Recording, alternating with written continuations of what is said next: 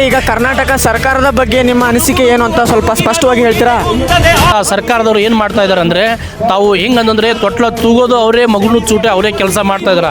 ಅದಕ್ಕೆ ನಾನು ಮುಖ್ಯಮಂತ್ರಿಯವರಿಗೆ ಹೇಳ್ತಾ ಇದ್ದೀನಿ, ಮುಖ್ಯಮಂತ್ರಿ ಸಾಹೇಬರವರೇ, ನೀವು ಕರ್ನಾಟಕದಲ್ಲಿ ಎಲ್ಲರೂ ರೈತರೇ, ಪ್ರತಿಯೊಂದು ಜಿಲ್ಲೆಗೆ ಒಂದೇ ದರ ಮಾಡಿ. ಇಲ್ಲಿ ಬೆಳಗಾವಿ ಬೇರೆ ಅಲ್ಲ, ಹಾವೇರಿ ಬೇರೆ ಅಲ್ಲ. ಅದಕ್ಕೆ ನಮಗೇನು ಮಾಡಿ, ಬೆಳಗಾವಿ ಏನು ರೇಟ್ ಕೊಟ್ಟಿದ್ದಾರೆ ಅದು ನಮ್ಮ ಹಾವೇರಿ ರೇಟ್ ಕೊಡಬೇಕು. ಸುಮ್ಮನೆ ನೀವು ಇಲ್ಲ ಸಲ್ಲದ ಇಳುವರಿ ಬಂತು, ಅದು ಬಂತು, ರಿಕವರಿ ಬಂತು, ಅದೆಲ್ಲ ಬೇಡ. ಬೆಳೆಯೋದು ಕಬ್ಬೆ, ಅವರು ಬೆಳೆದಿದ್ದು ಕಬ್ಬು, ನಾವು ಬೆಳೆದಿದ್ದೆ ಕಬ್ಬು. ಯಾಕಂದ್ರೆ ಅದಕ್ಕೆ ಇಲ್ಲಿ ರೈತರಿಗೆ ನೀವು ಒಂದು ಕಣ್ಣಿಗೆ ಸುಣ್ಣ, ಒಂದು ಕಣ್ಣಿಗೆ ಬಣ್ಣ.